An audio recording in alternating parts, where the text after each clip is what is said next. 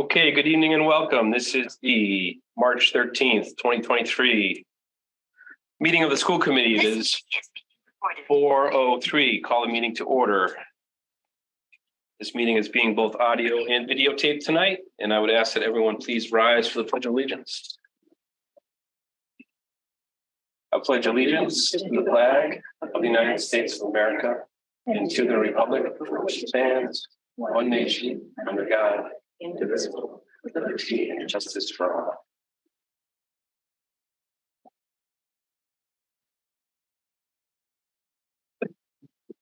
Okay, if I could have a roll call. Sam, if you'd like to start, please. Samantha Blackwell, Secretary. Pamela Blair, Assistant Superintendent for Business. Heather Brown, Director of Curriculum. Gordon Smith, Superintendent of Schools. Barry Thompson. Antonella Rochella. Elizabeth Marcin Boucher. Anta. Okay, we have Sarah there. Sarah's not here today. Yep. Okay. We have minutes for approval, please. I move to approve the February 27, 2023 executive session meeting. Motion made by Antonella, Second. second by Sarah. Discussion. Amy. Nothing further. All in favor, please say aye. Aye. Aye. Those opposed, nay. Motion carries 4-0. Move to approve the February 27, 2023 regular session meeting minutes. Motion made by Antonella, Second. second by Beth. All in favor, say aye. Aye. Aye. Those opposed, nay. That carries 4-0 as well. Thanks, Amy. Committee communications. Amy, would you like to start us off? I wanted to share that I attended as a parent the high school orientation night for 8th grade, and it was amazing. Thank you. You did a great job. Sweet. Great. Thank you, Beth. I went to Spartanum. I'm very happy I went to Spartanum. More people should go to Spartanum. It was a fantastic show. Kudos to the kids, Mr. Kieran, and anybody else that was there that helped out. It was, you got to watch Nine LCAT if you didn't see it. That's all I'm going to say. It was really, really well done. So, Mr. Mackey was behind the scenes making a lot happen. Excellent. Thank you, Beth. Antonella? I don't have anything, Regent. Okay, nor do I. So we'll move forward. Opportunity for visitors to address the committee. None, we will carry on. We have a discussion with the East Long Meadow Planning Director on energy and the reduction plan. Bailey, today, Christensen. Hello. Hello. Aye.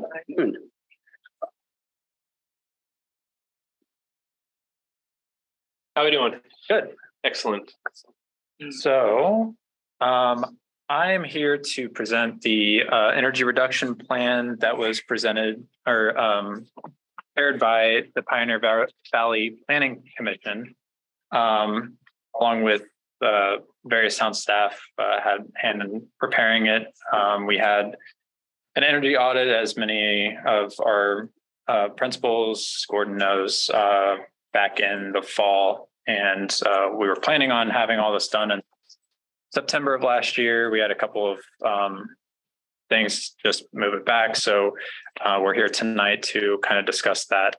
The majority of my I guess commentary for the committee tonight is really within the memo that I attached to the actual plan. A couple of things I just wanted to point out was that one, the ECMs or the energy conservation measures that are identified within the plan itself are recommendations that were a result of that energy audit of all of our buildings, and they serve as recommendations only, and the town can elect to either, use those as ready to go projects. We could ignore them entirely and just our own in order to reach the 20% reduction over the 5-year period, which is the ultimate goal of the plan and the requirement set forth for green communities. And one other thing in regards to the ECMs directly related to the high school as well. there's guidance on building stock changes. So if in the case that the high school changes in any way, whether it's a renovation or a rebuild, rest at that time. And we would do all of that within our annual reporting process under Green Communities as well. So it's really nothing to worry about right now, as we have no direction on that project as of today. So the adoption of the plan is kind of, not really contingent on that. And that's something that we can build in later and address later. So, and with that, I also have with me tonight, Chris Mason from the state Green Communities program, also to help answer any questions that the committee may have if I'm unable to answer them. So with that, I'll just kind of leave it open to the committee for any questions. So Bailey, what you're looking for tonight, you're looking for a vote from this committee specifically? Yes, the committee and the town council both have to approve it, just as we did with the fuel efficient vehicle policy. And it's the voting of the full proposal, or what specifically are you looking for? Yes, the full plan, the energy reduction Plan. So there's a lot of things, and you talked about the high school specifically that we may hold off on. Other buildings in town, some of them are school specific. How do we look for funds to do some of these things in the short and long term? So grant funds are available through the Green Communities program. And we would apply. We get a grant fund, I believe, on the outset as we become a green community. So some of that would be used for these projects. And then we would be eligible to apply for competitive grants as well through the Green Communities designation. Do you anticipate most of the projects that are on the list to be funded through grants? Some of them through capital, some of them potentially through operating budget? It would probably be a mixture of all of those. It just depends on the project. Okay. Yeah. And then in terms of some of the projects laid out, 1 through 3 years, 4+ years, we have a schedule in terms of how we might fund those. So as you can see, one of my concerns is funding the projects because I think they're worthwhile. Yeah. So in terms of funding the projects, again, that's something that would have to be fully addressed later. At this time, we're really just looking at the adoption of the recommendations within the plan itself as recommendations. Again, this isn't approving the projects, and we're not really saying that we're going to do all of these things. We're really saying that we're working towards the 20% reduction over 5 years. So I imagine we'll work with the capital planning committee, the town manager, in terms of weaving these things in, the ones that will be funded through capital, at least, and those through the operating budget in the next couple of years. That's the plan. And then we'll work collectively to try and check some off the list. That's the idea. Yes. So I'm sorry. I have a question. I'm happy we're doing this. It should have been done years ago. Okay, not your bad. You weren't here. So it's good we're doing it. That said, very concerned about the high school, very concerned about the costs. I feel the stretch code is going to add costs and time and effort to school. It's there now. Is this going to add to that? Is it going to add regulations that we are going to have to abide by as if we're fortunate enough to build the new high school?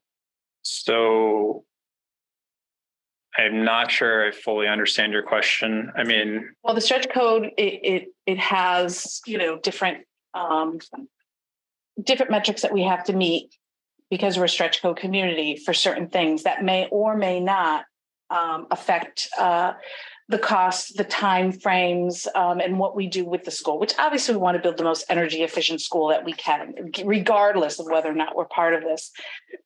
So that said, we know, I mean, it's just, there will be something that will be affected by the stretch code.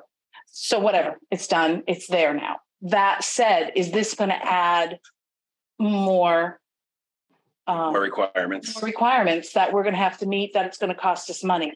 That's my only concern, because otherwise this is a no-brainer. But my concern is getting the school up and then becoming green and beautiful. in regards to the high school specifically, Yeah. or all school buildings, I mean, the plan is, again, 20% reduction over 5 years. That's what we're committing to in some ways. But if we don't meet that 20%, we don't have to relinquish the grant funds that were awarded to us or anything like that. We would have to address that in a future annual report and kind of go through why we didn't meet it and all of that. But in terms of requirements, that is the requirement that we're committing to, is just 20% reduction over 5 years. Okay. Bill, I think what Beth might be asking is, does becoming a designated green community increase potential energy efficiency of a new building versus if not? Mandatory. The stretch code adoption was the only thing in regards to that would be, I guess, an additional requirement, Which is already adopted. correct? So the green community doesn't. Add to it. Not at this time, no. All right, thank you. And it does open up opportunity for grants to do some of these projects. Right. And the only other thing I was going to add is that when I discussed our projects with the town capital planning committee, we did at least broach the subject of green community grants for some of the current capital projects. And then I think Bailey probably has sat down since then with Mr. Fenny from UPW, and what we'll have to do is start to absorb the guidance of this plan into our future capital planning and see where they intertwine and how we adjust projects going forward. That was our biggest question after capital was, is this going to make us do these projects? When obviously the capital plan, they don't intertwine everywhere. Right. So, and obviously every capital project is not going to help with energy reduction. So, but it'll just have to be a nice balance when we have all these things going. All right. Okay, so with that, am I correct in saying that you're looking for an adoption of the attached energy reduction plan? Is that Yes. fair? I'm just going to ask Chris, is that all that we need tonight, is just the adoption of the energy reduction plan? Yes, and then we'll need a letter from the superintendent saying that, and that goes into the application process. Okay, Perfect. Thank you. all right, I'll take a motion to that effect then. All right, I move that we adopt the energy reduction plan as presented moving forward. Okay, motion made by Beth, Second. second by all discussion. All in favor, say aye. Aye. Aye. Those opposed, nay. Motion carries 4-0. Chris, thank you for your time tonight. If needed, appreciate you being there. You're very welcome. That was easy. Great. Chris, Bye-bye. School. Bailey and Tom. Thank you. Appreciate it. Thank you. Yeah. Thank you. But Thank you, keep us gentlemen. posted, we'll get together and move forward. Yeah. Awesome. Thank you. Okay. We have a mid-cycle data presentation by the East Long Public School leadership team. We do. So we'll invite the leadership team at the mid-cycle on the screens. Yeah. That's not his fault. He's doing his job. That's all. Folks, front row. I hope Bobby did everything on the Add chairs if you need them. used to doing it when I leave. No worries. Come on over if you need to. Yeah, there.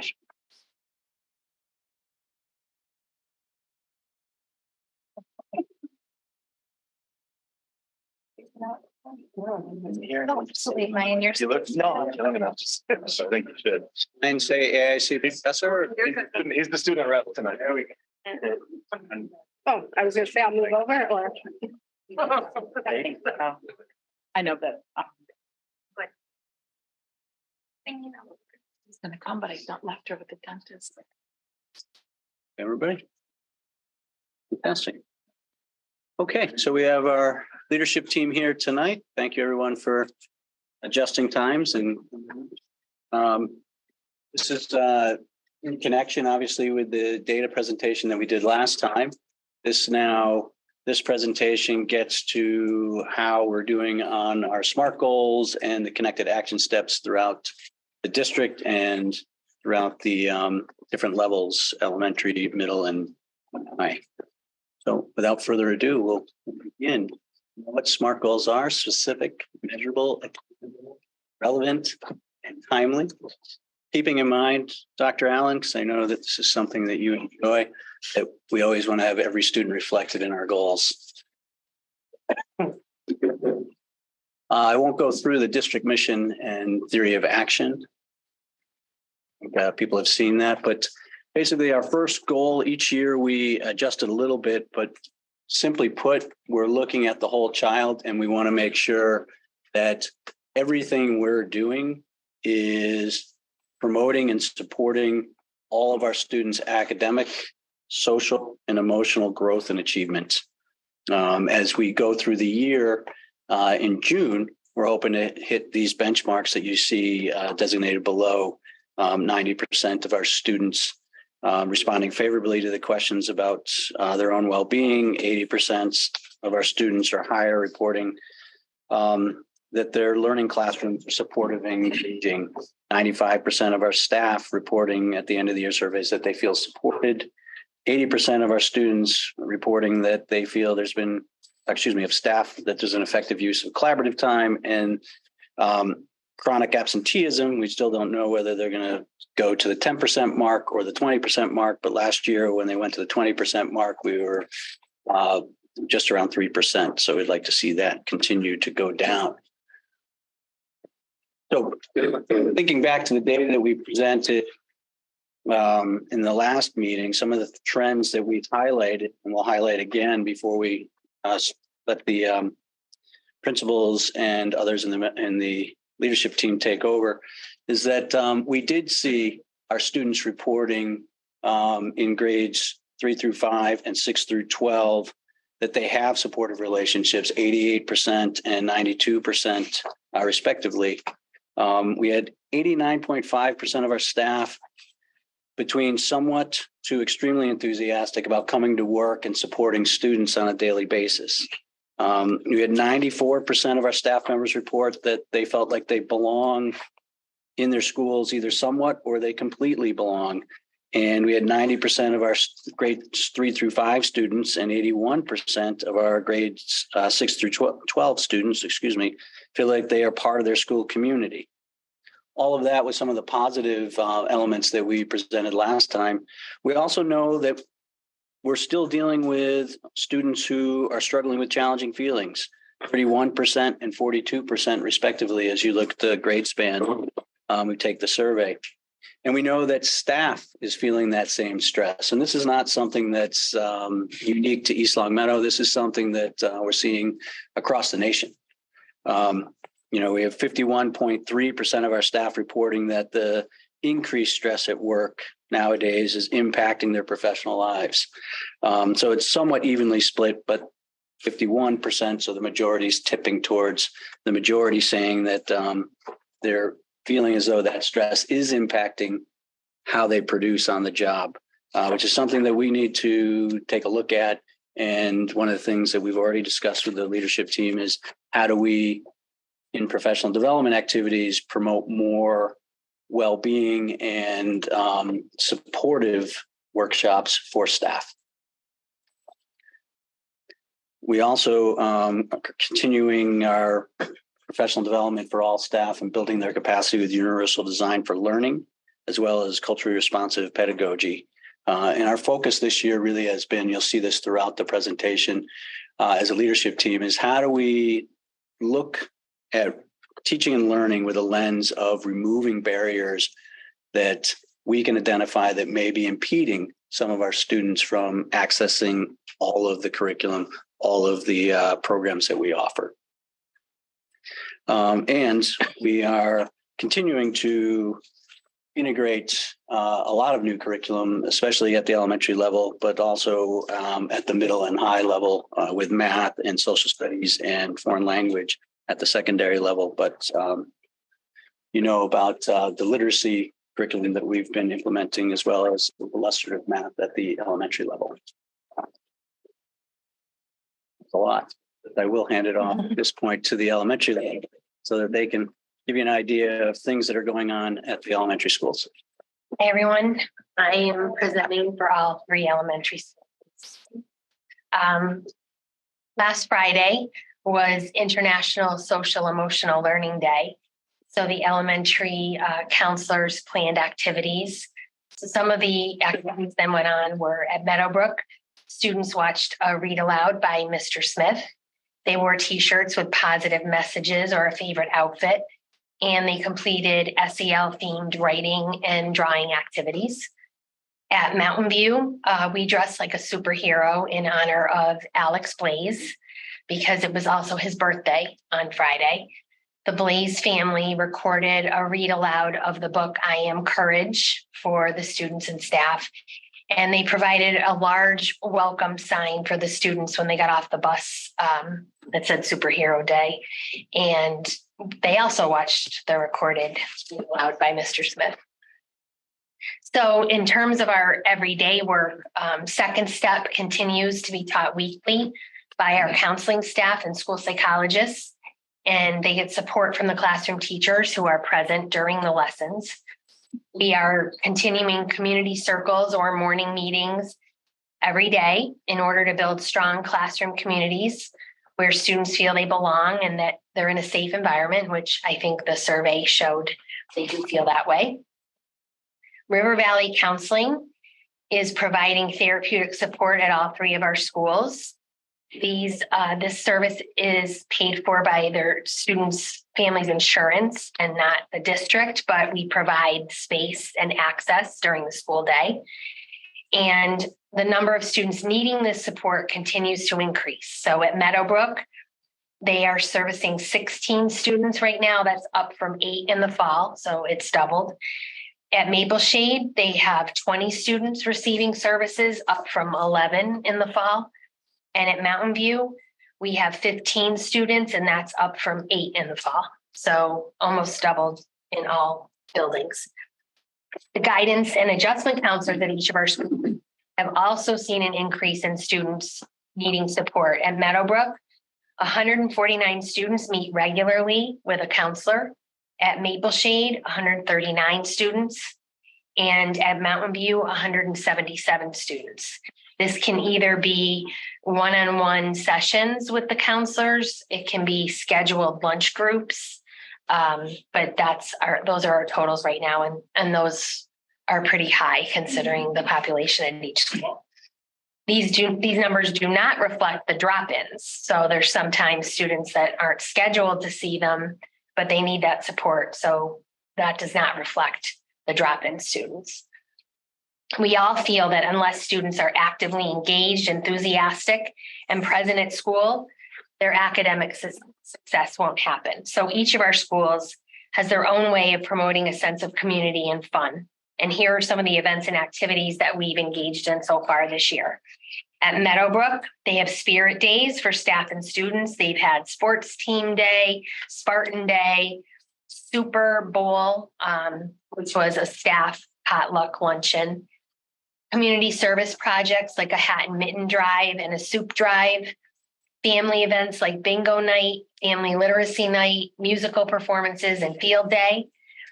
We're starting field trips again. So grade 2 has a trip to the Norcross Wildlife Sanctuary, and they had National Read Across America Day with some of our high school students. In Mountain View, our after school programs are running every day. We have a drama club, very professional production happening this year of 101 Dalmatians in May. We have our chorus. We have a community kindness program, which is run by high school students and Mr. Polk. We have the Mountain View Spirit Squad. They used to be called the Pioneers, but it's the same idea. They do a lot of community service activities. We have a STEM Academy with Mr. Guay and Mr. Tyler, and Fun Fitness with Miss Bongiovanni. We had a band and orchestra chorus performance for the parents. We had Black History Month celebrations during the morning announcements. Forest Park Zoo on the Go came in for 3rd grade. And last week we had the Berkshire Hills Music Academy. Maple Shade had them also.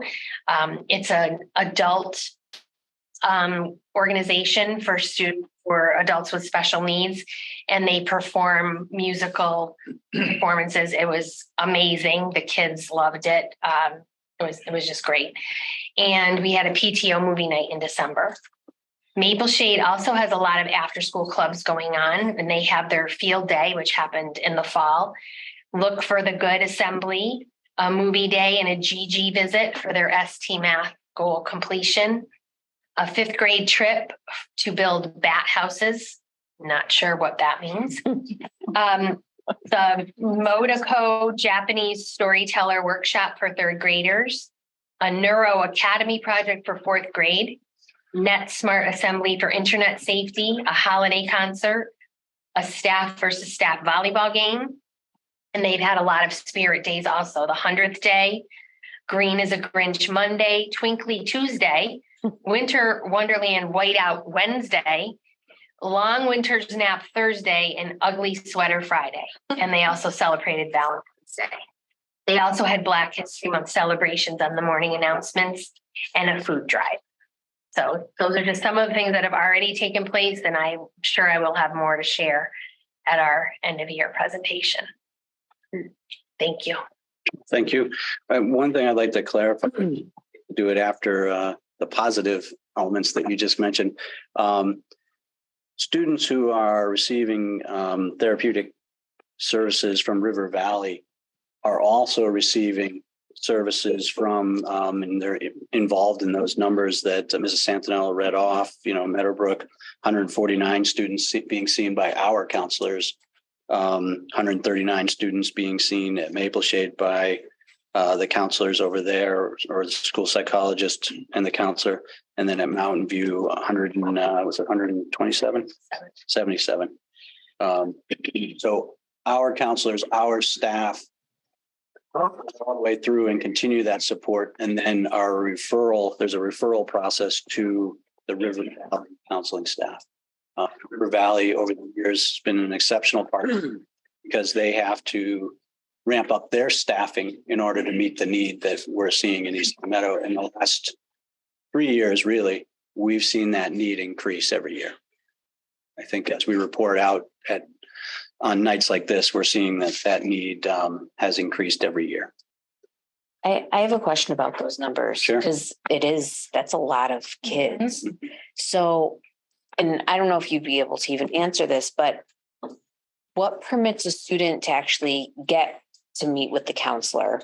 And is there something that, or a place where they actually stop seeing the counselor? So Some students have it written into their IEP, their 504 plans, that they have to meet with a counselor a certain amount of times a week.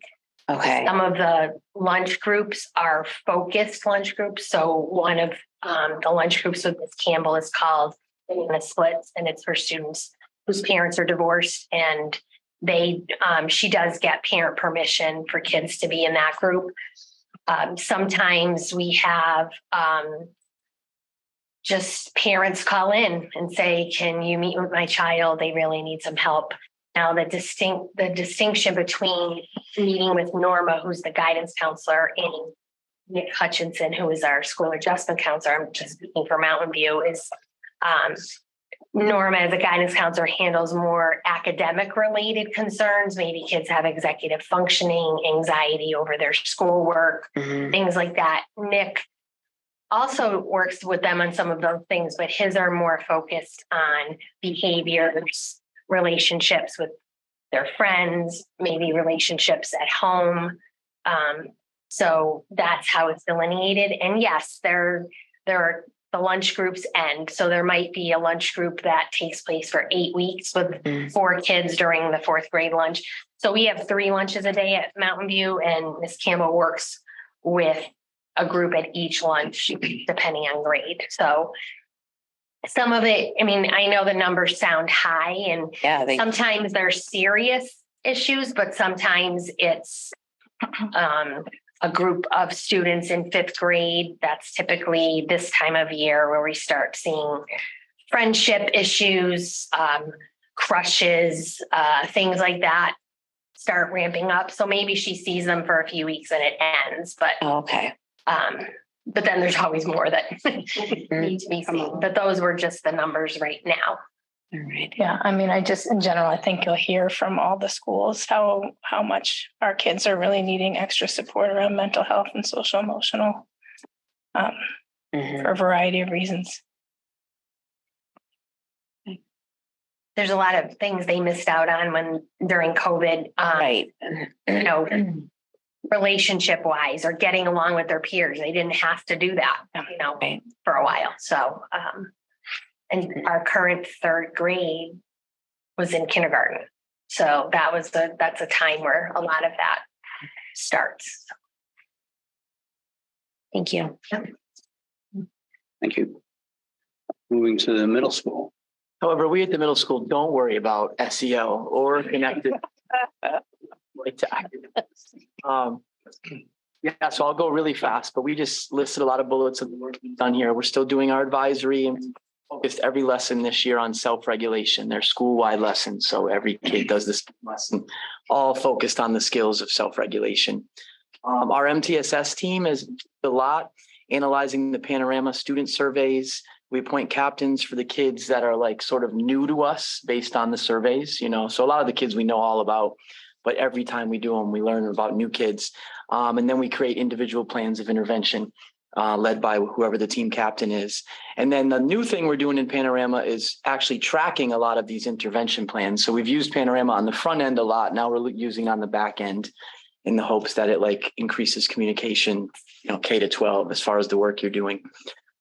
Actually had a parent recommend this and it's been good. Need to talk QR codes in the hallway, a way for students that have experienced trauma to find us without walking down the guidance. So they just take out their phone, do this and this quick survey that comes up, and then it pops into a thing that Steve and I oversee with the counselors so that they can be like, I need to talk to somebody or somebody specific. So that's been good.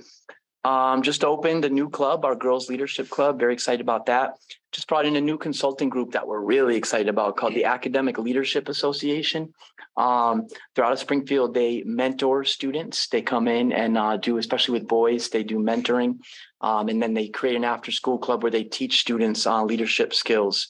The association just received a big award at a Thunderbirds game about 2 weeks ago. So we have actually the gentleman who started the association is our mentor, and he's working directly with 12 sixth grade students. All of those parents and everybody know. And he's only been around 2 weeks, but he's already become part of our sort of the fabric of our day, a couple of days a week, which is great. We've done PD embedded in the school day and in the half days on trauma and how it impacts teaching and learning. That's something we follow up with in our weekly PD sessions, just to make sure we're not just saying they've experienced trauma, but we're giving teachers toolbox tools to like deal with it and what it means to actually teach and learning. River Valley obviously has 36 students, and we have another, I believe, 8 on the wait list at our school. Our ABAR, our anti-bias, anti-racist committee is doing all of our equity work. That's a paid position now. I think we have about 12 or 13 on it. We meet monthly. This is your official invite to May 25th, Birchland Park's first ever Unity Day. It'll run from about 12 to 2. We'll do a half day of school first, and then we'll go into different events and stuff from about 12 to 2. So I will send you a much better invite as the planning comes together, but if you can save the date.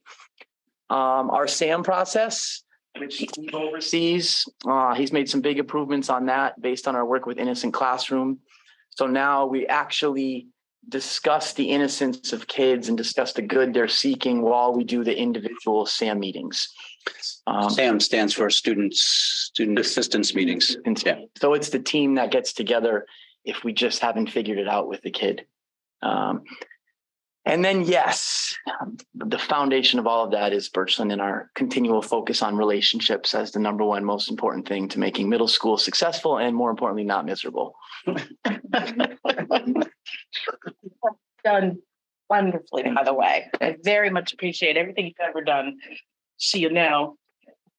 In terms of River Valley, 8 on the waiting list, is that an issue? Are they not able to meet all of our? I would assume some of those are because they can't meet the schedule, and some of those might be insurance issues too. Okay. River Valley's been pretty good at reacting. Like, oh, you need more? Let's figure out how we can get you more. So I don't know exactly why the 8 are on there, but I would bet it's not sort of a balance.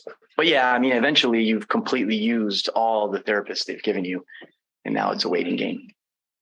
If I can chime in on that same piece as well. One thing that they have been doing is, in order to try to expand their caseloads and make sure more kids get services, is as kids are being successful and they can transition them to, let's say, from every week to every other week onto an alternating week rotation, so they can slide another kid into that slot. So we've had that happen a few times lately. So, and we'll talk about our numbers, but hopefully some of those kids can transition based on things like that. I also wanted to kind of point out, but also clarify that the way that you've kind of framed trauma has been like experienced trauma is also something that is a barrier for accessing the academic work. And so ways to remove those barriers when kids come to the trauma. Yeah, so we talk about our UDL work on one of the later slides, but in our UDL work, talking about barriers that kids have to overcome and how teachers have to change their curriculum and learning to help them overcome the barriers rather than change the kid to overcome the barriers. That gave us sort of the window into, all right, the biggest barrier we don't know what to do with is not their computer's broken. It's not that, it's not that they're having trouble reading at grade level. We sort of understand where to go with that now, but we don't know where to go with trauma. So that was like a nice thing in a longer year-long focus on UDL that allowed us to sort of hone in on trauma and have it be meaningful to the teachers when we were doing it. Thank you. UDL, Universal Design for Learning. Everybody's up on the acronyms. We tend to throw the acronyms out pretty quickly. I can't see it. All right. Thank you, Dr. Allen. I'll take over for the high school for this first one. So we have quite a few things going on in this area. We did put some things together to share with you all. So in terms of our MTSS work, we're looking at some different ways to collect data and interpret it. Most of it is quantitative. We added a little bit of a qualitative piece there with a student of concern, where teachers can share with us anecdotally concerns that they have about students who may not be on our radar because of a hard number. For example, they may not be failing a course, but they're still a concern. And so we've added that to our practices. Our PSAT information has been very helpful for our guidance counselors. They're using that as they work with students individually and in small groups to talk about what's ahead, either at high school or beyond.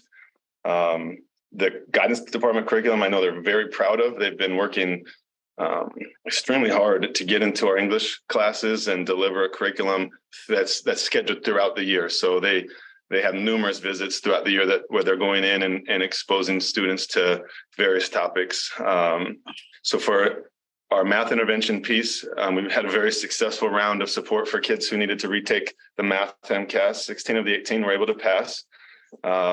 They have the math department has their own internal process where they refer students to our math intervention plan or our program. So it's really seamless. They tell Jan student X is having these problems. She finds a way to meet with them. I've seen her working pretty hard in Miss Meehan's room with several kids. The wellness survey data, just like Birchland Park, we're working on getting our response to that data into Panorama. We've been using it in a similar way to find the kids that might need us, but now we're entering more and more in there so that we can all understand where we stand with our students. So we have 3 counselors from River Valley working at our school. They've even extended after school appointments for families where that works better. And so our total is at 42 right now. I'm not certain about a waiting list. I don't remember seeing anybody on there last time I looked. As of Friday, it was at 3, but I believe today it's down to 2. Yeah, so they're able to get students in pretty well. Mm-hmm. It's a value. The partnership's been incredibly valuable to us because it continues to help us support students, which therefore enables them hopefully to get back to teaching and learning faster with tools in their toolkit to do so. But it also is helpful because as everyone at that end of the table and probably at this end of the table as well knows that for years you would go to meetings and you'd say, we really recommend outside counseling. And then the parents leave thinking that they might be able to go make an appointment somewhere, and that appointment is nowhere to be found because everybody's booked up. And so River Valley came in and is solving a need where the students are here, they're in need, and then they are able to provide staff and we can provide the space and the time for them to meet. So that's what. Can I just add, we were very fortunate that we actually secured that service right before the pandemic. So thank you for a lot of good things. Also, the adjustment counselors, support from school committee and town council just on all of those issues as we've been talking about it for many years. Anyways, just thought I would remind everyone we're lucky. Yeah. And then actually shifted, it's a good way. Student support services, Mr. Fredette. Hello, everyone. What are we doing? So for the two areas we really wanted to continue to improve and expand for looking at the whole child is early childhood education and then transition to adulthood programming. At the beginning of the year, we sort of presented how our preschool programming and our transition to adulthood programming were staffed with related services and supports for students. The enrollment in our early childhood education programs, you'll notice, has increased from the fall. A lot of that has to do with when children turn 3 years old and the qualifications for our programming for them. So our integrated preschool enrollment right now is currently at 73 students. In the fall, it was at 65. Milestones program, which is a substantially separate program. In the fall we had 6 students and now we have 9. And then our walk-in speech and language services, in the fall we were at 14 and now we have 18 students there. For our transition to adulthood programming, our enrollment has maintained at 4. We do foresee offering, transition to adulthood services and programming going forward in our school district. We've made a couple of partnerships early on that we're looking to expand going into next year. One being with the New England Business Association, which is NEBA, and another one being with the Massachusetts ICE program, which is the Inclusive Concurrent Enrollment Program at Holyoke Community College, which provides opportunities for adult learners beyond just the walls of our high school, which is where it's located right now, and then also opportunities to engage in the community. So those are a couple of exciting things from student services. And there's a lot of nursing that goes into that and a lot of nursing in our schools. So Kelly has wonderful news to present. So the 2 nurses sharing the full-time position in the pre-K classroom have transitioned nicely into their new role, and they are making the program very successful. So staff, paras, and nurses have established great communication and a strong team approach. In the 18 to 22 classroom at the high school, at the beginning of the year, I had to find nurses from nursing agencies. And I'm happy to report that we have full staff and they're all of our nurses. They're doing a great job. Thank you both. Michael, on the integrated preschool, so there's 7 sections, 73 students. Is it fair to say 10 to 11 per class, meaning that we have more peers than we do those students on IEPs? Is that a fair statement?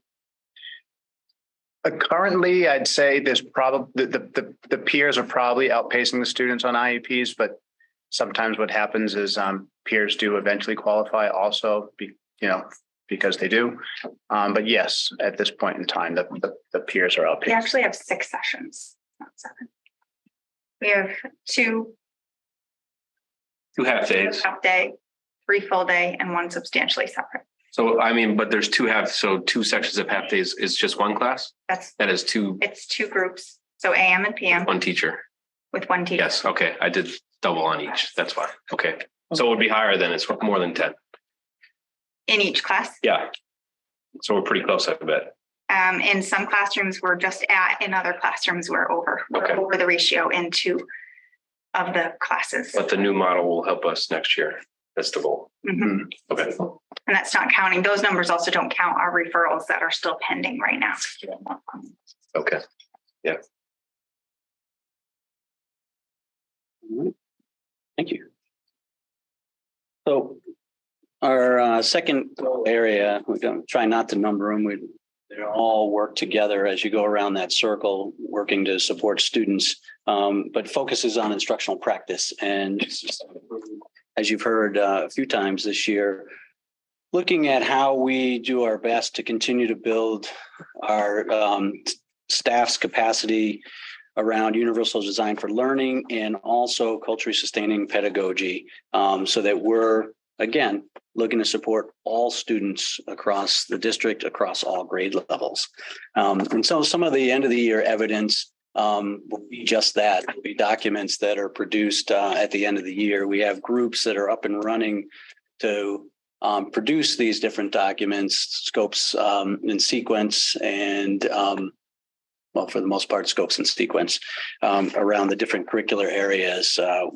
But we have a curriculum implementation committee now that's up and running and meeting weekly, as you'll see on the next slide.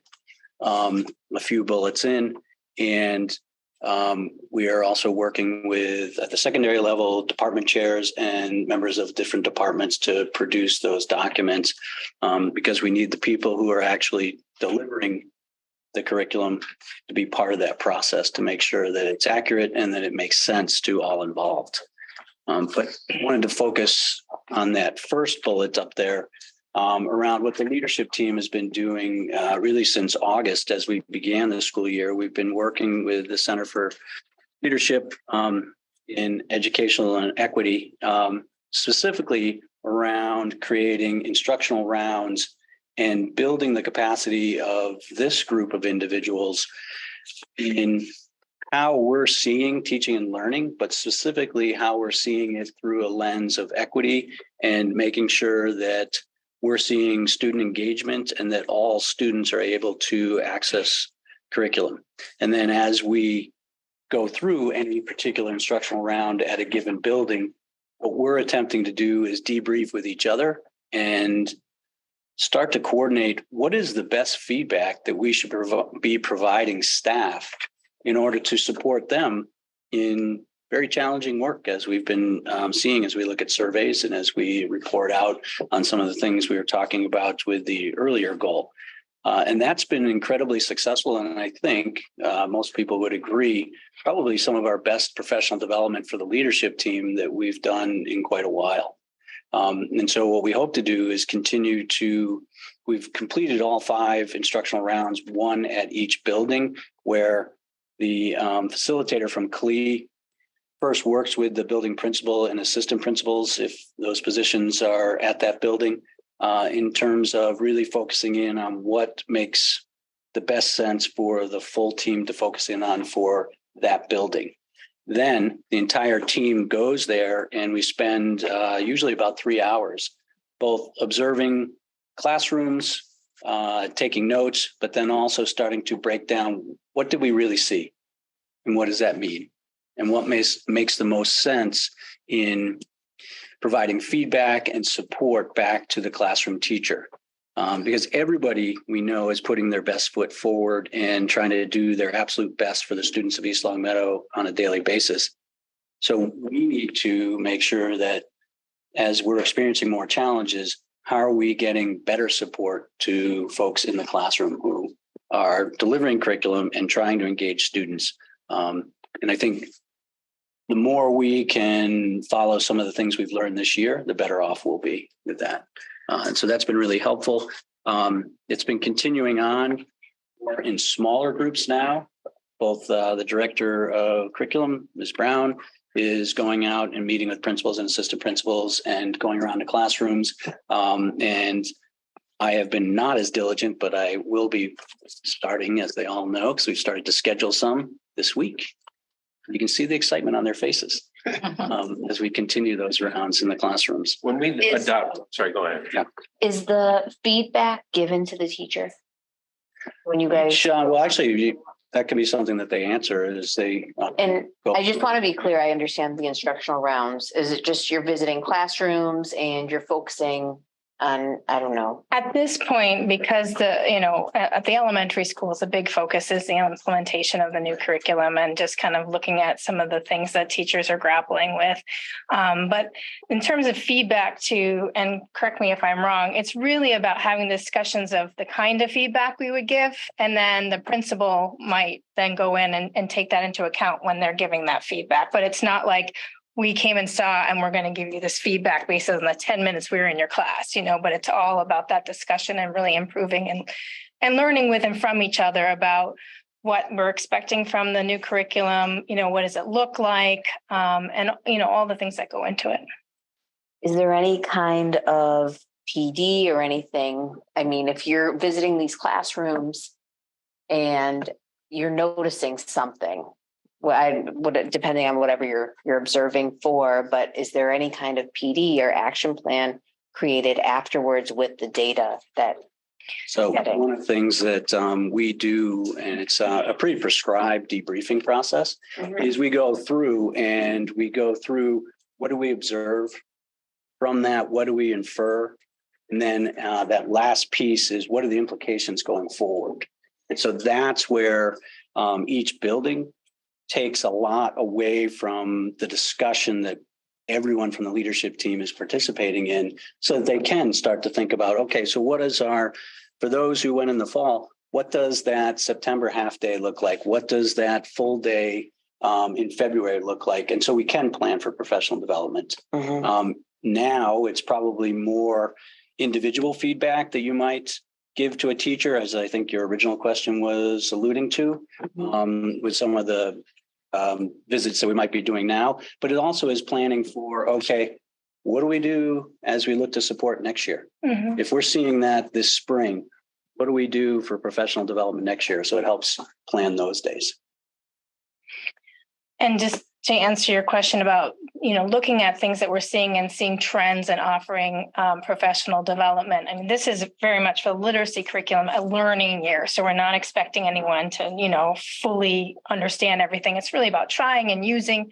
But one thing that we noticed going through is that folks really could use a system for planning that was a little more efficient and also help them to see the big picture. Because one of the things we were seeing is that teachers were nervous when they, saw the lesson plan that it only kind of touched on something, and they kind of started almost teaching more than they needed to, right? Because they thought that the kids weren't getting it. So when they were able to have that professional development and the time to really look at the arc of lessons, they'd see, this is where I'm going. Oh, this is just this one stage. They will master it. I don't have to get that nervous about it, right? So it's really this year is really becoming familiar with the curriculum and planning and things like that. And just to go down to this other bullet about the unit planning facilitation training with the illustrative math, what's exciting about that is the system that they recommend for planning is very similar to the system that the literacy. I mean, it's pretty much all backwards planning, but we'll be able to kind of get into these routines, and that's what the common planning time is really about, is for them to have time to do this together and to learn with and from each other. So it's also about, in addition to release day PDs and PD day PDs, but also really utilizing that common planning time for professional development and building the capacity of those facilitators to make that happen. And that just takes time. I don't mind giving you an example of how we've taken that feedback, because our learning walk at Meadowbrook was the most recent one. Our focus question, and the learning walk itself, my understanding is really that it was more to develop us as a leadership team at this point. But our focus question was, how can we empower teachers to take risks in creating student-centered classroom environments as they learn to implement and navigate the new curriculum? So there's the idea of implementing it lockstep, right, with fidelity, versus the idea of implementing a program with integrity. So keeping the core of the program, but not necessarily sticking to everything. And this is a big shift for us, because we're moving from small group instruction to mainly whole group instruction. And we're finding that our kids are struggling, and where can we fit that small group piece in? So that was kind of the lens we were looking at going in.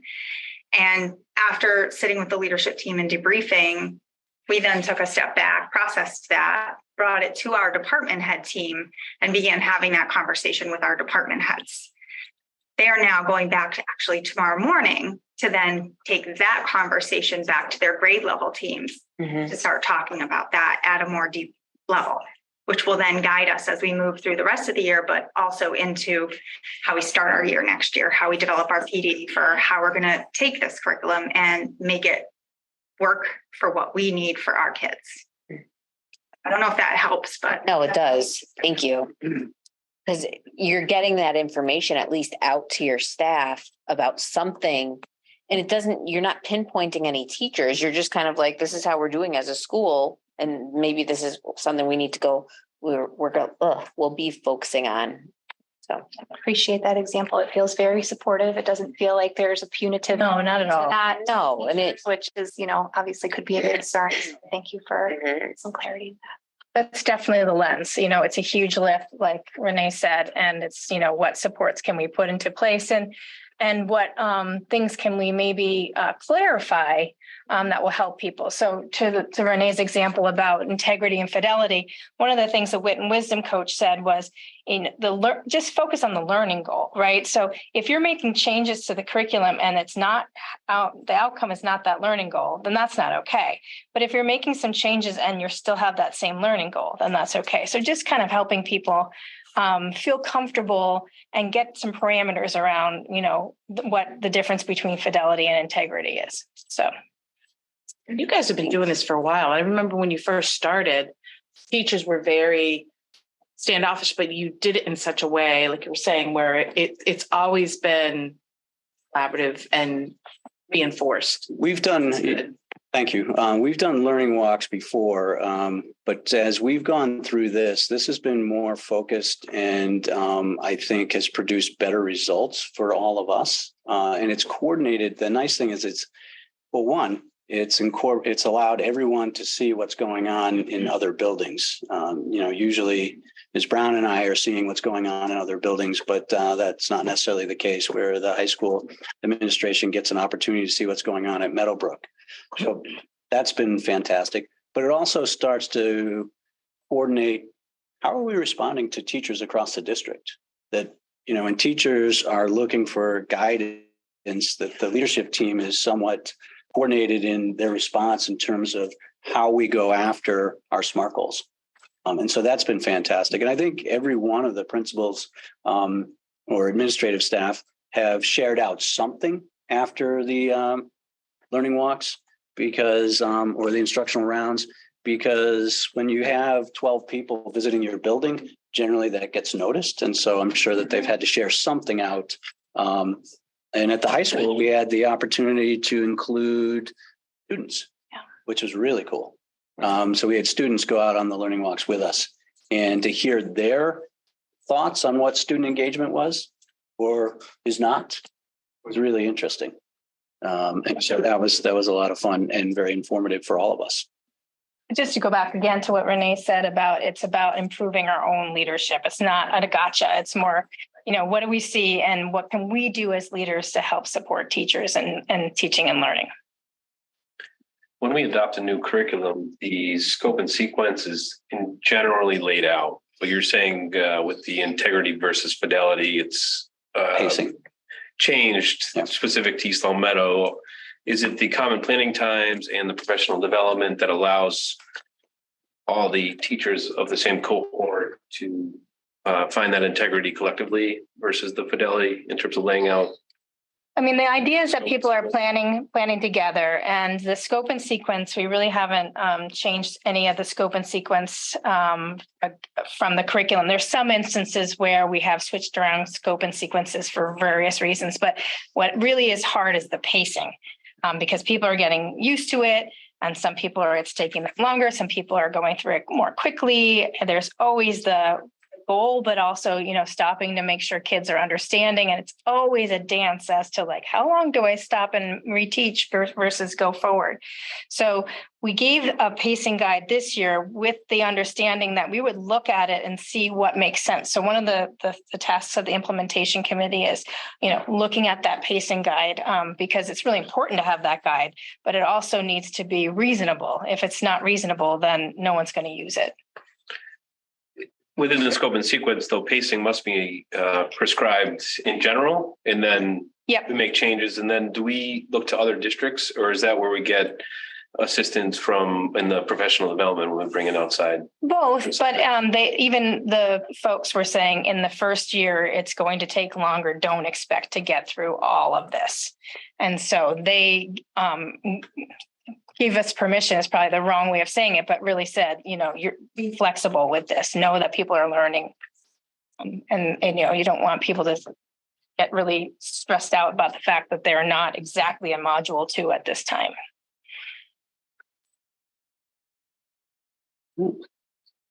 That will hand it off to the elementary folks. Hi, everyone. So it's a good segue. We do really remind them where they are, just like we try to do with the kids.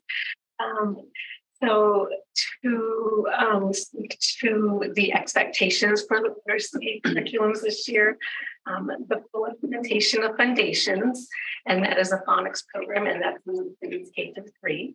The full implementation of Heggerty in grades K-2, and that's a phonetic awareness program. We have messaged out the expectation of a modified implementation of wisdom in grades K-5, with the goal of reaching the end of module 3 by the end of this school year. There are a total of 4 modules. And in addition to the wit and wisdom is decodable readers that we have access to. We have them. It was optional if teachers wanted to start using those this year. Some have.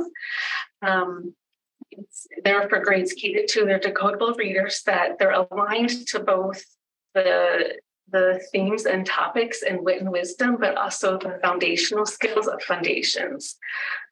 So I think it will be a nice complement when we can all get up and running and get our feet wet and used to everything and how it all meshes and melds together. For math, the expectations this year include the use of the existing resources. We have Eureka, we have Graham Fletcher in grades K-4, and not all teachers, but many are familiar with the IM, which we will be adopting fully next year. And so they were able to use those resources as well. And if they're not using those, they're still the IM, they're still expected to follow the IM scope and sequence. And the full implementation, again, will take place next school year. In 5th grade, they are departmentalized, so they have fully adopted both the literacy curriculum and the IM. We still use the ST Math for 60 minutes a week and 1 and 90 minutes a week in grades 2 through 5. And that is still in alignment with the grant requirements. And if I may just go back and touch on one thing about the walkthroughs. I don't know if you know this, but Mr. Smith was invited to a birthday party. It was very exciting. So one of the walkthroughs. Yeah, is that one of the walkthroughs? So I do think it has been nice to see, and especially for me personally, what everyone's doing in the buildings. It was fun. And so in support of that, we've been doing ongoing professional development throughout the course of the year. That actually began back in the summer with an optional foundations training that was offered to staff. And I will say most staff did actually take advantage of that. That has been ongoing in addition during our CPT time, where the foundations coach has come in and will be coming in for a total of 6 times over the course of the year to provide additional support to smaller grade level cohorts to help bring them on board with that. For Wit and Wisdom, we've had PD sessions offered in August, September, and November for all of our staff. And then since that time, there was an additional full day professional development that was in early February, and that was more of a differentiated approach. Folks are in different places at this point in time with their comfort level with all of these things. And so they're kind of going off to different places. So for literacy, there were various strategic planning sessions that were offered for Wit and Wisdom at different grade levels, as well as for like breakout groups for the reading specialists and how this works for them. There were also professional development offerings for IM. As we go into next year, folks are really at different places with IM compared to where we came in with wisdom, because some people chose to pilot that last year. Some people have continued teaching it, and some people have never even really touched it. And so that puts a challenging spin on where we get everyone up to speed for PD without boring some folks and going too fast for others. So they were offered the opportunity to attend Teach and Learn, which is kind of the basics of IM. or 1 of 2 other sessions, inviting all students to mathematics, which builds upon Teach and Learn. So it's kind of that next level up, helps them understand the problem-based structure of the program, or enhancing access with universal design, which again builds on that initial training, but is meant more for enhancing access for students with disabilities.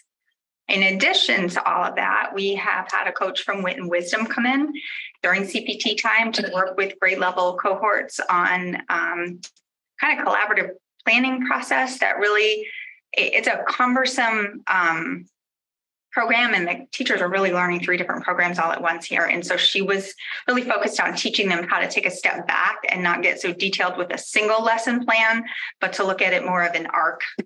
So within each of the 4 units, there are focusing questions, and under each focusing question, there's an arc of lessons. And so she was teaching them how to take a step back, view that as a whole, and come at the planning from that direction, which was helpful for them. And then this is repetitive, I apologize, but as you know, we've been doing the leadership team learning walks or instructional rounds. We did Maple Shade in December with the focus of empowering teachers as they take risk in their classrooms. We visited Mountain View in January, where the focus was multiple entry points for learning. So not only differentiating the learning itself, but finding multiple ways to show what you know. So different ways of proving your learning. And then I already talked to you a little bit about what our focus was at Meadowbrook in February, and that was how we can empower teachers to take risk in creating student-centered classrooms, all within the context or framework of those new literacy curricula. So that's what we are. All right, thank you. We'll move it to the middle school level. And good evening, that would be me. Another jam-packed slide brought by the good people at BPMS. We have a lot of good stuff going on there. So you'll notice a real trend in our curriculum to move to a more student-centered curriculum, get away from the kind of the I do, we do, you do, to put students at the center of it with a lot more questioning and exploration, which really engage students in thinking more. So in math, that means implementing the new illustrative math and the Reveal algebra curriculum. And in science, we're in year 2 of the Open SciEd, which has included numerous days of professional development for our teachers that have been off site. And again, it puts the kids at the center of everything. We see a lot of good thinking going on in the classrooms. It's fun to see. We're going to be piloting the science MCAS innovative assessments this spring. So we're excited to see what that will reveal to us so we can inform our practice going forward, what that data tells us. For all our classes, we've been looking at data, not just this year, but historically, and notice kind of our lowest point has been literacy instruction around informational texts. And that's a discipline that extends across all of academics. So we've made it a cross-curricular point to look at the difficulties of teaching informational text, how we go about it, and getting research-based best practices that we can all employ and add to the toolboxes, and giving teachers time to spread their knowledge to each other, to sit together and plan and look at how we do informational text, try and get some consistency for our kids. I hope that we'll see a good boost in that area in this year's data. We've had a year-long professional development focus on student engagement. That was our question at the middle school for the instructional rounds by the administrators. And we've really been pushing that using best practices from UDL, Universal Design for Learning. And we've done walkarounds with teachers. It's good for the leadership team. It's good for teachers as well to go through the building and see what's going on in other people's classrooms and steal some good ideas that they can apply for themselves. Our social studies department is preparing to transition to the updated standards. There'll be a little bit of shift for some grades. They're evaluating curricular platforms for the next 5 years. They're currently using TCI, and that may continue, but they're open to looking at other things. Our coaches, literacy coach and math coach, have made a real push to look at that iReady data for the MyPath instruction and see how our kids are doing and talk to the teachers at those weekly meetings about who's struggling with what, who's been shut down in certain strands, kind of targeting trends that we can use to get better targeted interventions for our kids with what they need. If they're seeing those, all the kids are struggling with this, maybe we need to take a step back and do some reteaching.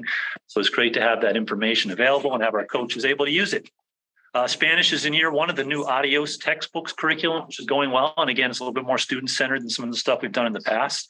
And our ELA department is continuing to look at their instruction, standards-based curriculum, making sure that we're identifying the good priority standards that seem to come up the most on MCAS. We're getting the most bang for our buck, that we have good vertical alignment between our grades, and that we're coming up with strategies that are going to engage our kids through innovation. That includes bringing in some current events, updating the book sets that we're using to be a little bit more culturally relevant, providing more choice for kids to increase that engagement is going well. And working in some more assessments that are MCAS related to make sure that we're teaching the standards completely and in the way that they're going to be seeing them on the MCAS test. Okay, thank you. Moving to the high school. All right, so to talk a little bit about the high school and the instructional practices and the professional development that we've worked on this year, I do want to start quickly by going over what we'll be doing school-wide, and that connects back to it's been in our SMART goals the last couple of years, both at the district level and at the school level. Work around Universal Design for Learning, or UDL. This is the third year that we've had a focus on UDL at the high school. Year one was just the introduction overview of what it is. Last year, we dug into the specifics and all the different aspects of UDL and how to embed it into your classes. And this year, we really are pushing our staff to start to embed it into their curriculum, create those lessons and activities, and start that implementation piece. But where we've focused our professional development time is also getting them to share with each other and work collaboratively to identify where these practices might work in the classroom. So as far as our professional development goes, it started back in August. During those first couple of half days of school, we utilized that time to introduce some areas or topics that our staff could dig into this year and start to think about, what they might want to make their focus when they get into their professional development time and their PLC work. When we got into September is when they started to identify what their topic was that they wanted to focus in on and who they wanted to work with this year. Some of them were departmental, some were cross-curricular. And then we devoted the November day and the February day to where they really dug in and researched and started to create the tools that they were going to implement into their classes. So at this point, a lot of them have already started to implement these practices. They've already shared some of the concrete things that they've been putting into place. And when we get into our April staff meeting is when they're going to have a whole school debrief on what they've been working on this year. The ultimate goal here is not necessarily just for the individual, but also for that school-wide toolbox that we've been creating. And it is all warehoused right now in a Google Drive of the work that they've been doing this year. If we're going to look more specifically at some of the departments and the things that they've been doing this year, first, our classical and modern language department, as Mr. Pearson already alluded to, they're also implementing the Adios curriculum that does start with Spanish 1, which is at 8th grade, but it does carry all the way through to all the way up to our AP class. That is a proficiency-based curriculum, so they're working on the skills and the mastery of those skills as the students advance through the different levels. So starting all the way from novice to expert. And we're talking about reading, writing, speaking, listening. And that the department has given great feedback on that so far. They really enjoyed the new curriculum, and they think that they are getting more from their students by utilizing it. In math, just like Birchland as well, where they are using the Reveal Math program in Algebra 1, we are also using the Reveal Math program for Algebra 1, Geometry, and Algebra 2. And our math department did have time with a representative from McGraw-Hill at our February 1 PD day to dig into this, the online tools for that curriculum.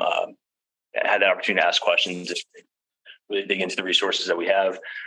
Social Sciences and History department, both at September and part of the November PD day, they did have opportunity to go through some of the webinars for the History Alive curriculum that we purchased this year for both world history and for US.